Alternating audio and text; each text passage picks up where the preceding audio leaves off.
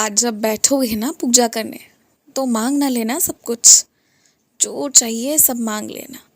कह देना अपनी दिल की हर बात।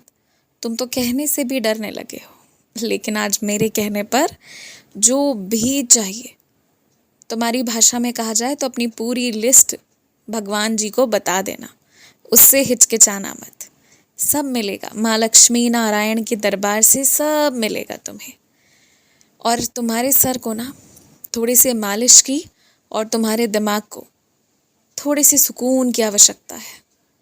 जो इतना परेशान रहते हो तुम, इतना तुम्हारे सर में दर्द रहता है, इतना वर्तमान भविष्य ये सब की इतनी चिंता रहती है, इतना करना नहीं है। आज नहीं तो कल तुम्हें सब समझ में आ जाएगा कि तुम जिन जिन चीज़ों की चिंता कर रहे हो, उदाहरण के लिए अपनी नौकरी की चिंता करते हो, आगे घर की चिंता करते हो, जो भी करते हो सब मेरी कृपा से होगा और सब बहुत अच्छा होगा। बस देखो, किसी के लिए मत जीना, अपने लिए जीना।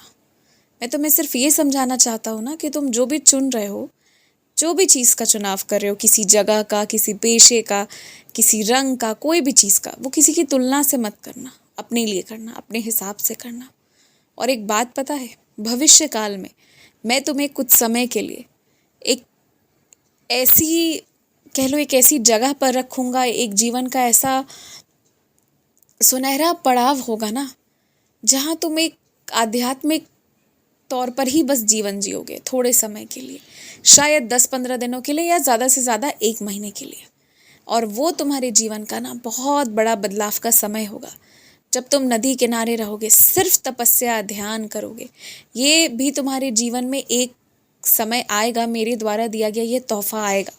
तो अभी से तुम जो सोचते हो ना एकांत के बारे में, वो तुम्हें समय मिलेगा भविष्य में, पर अभी उसमें काफ़ी समय है उस तक पहुंचने के लिए। तो अभी के लिए ना वो सब मत सोचो। आज के दिन को बस अच्छे से उत्सव की तरह मनाना, घर आए लोगों को मिठाई खिलाना, मुंह मीठा करना सबका। तुम जीवित हो, तुम यहाँ तक उठकर आए हो, इससे बड़ी बात और क्या हो सकती है। बचपन में अगर तुम्हें याद हो तो तुम्हारे ऊपर कितनी आफत, कितनी बलाएं आई थी, तुम कितना बीमार भी रहे हो। तुम्हारी जगह कोई दूसरा होता ना तो शायद जीवित भी नहीं रह पाता। ये तो तुम्हारे माता पिता और मेरा आशीर्वाद था और तुम्हारे पीछे किए गए कुछ लोगों का मेहनत था कि तुम जिंदा हो। तुम्हें ये भी पता है कि तुम्हें कितना दुख भी दिया गया था एक समय पर, तुम सबसे उबर कर निकल कर आए हो। एक आधा बार तो तुमने ही कुछ गलत फैसले लिए थे, लेकिन फिर भी उन सब से निकल के तुम अगर यहाँ तक आए हो तो ये बहुत बड़ी बात है, ये बहुत बड़ी सफलता है। इससे बड़ी बात और कुछ नहीं हो सकती है। और अगर तुम जिंदा हो ना तो तुम सब कुछ कर सकते हो। तुम्हारा जिंदा होना बहुत ज़रूरी था, जो कि आज के दिन पर है।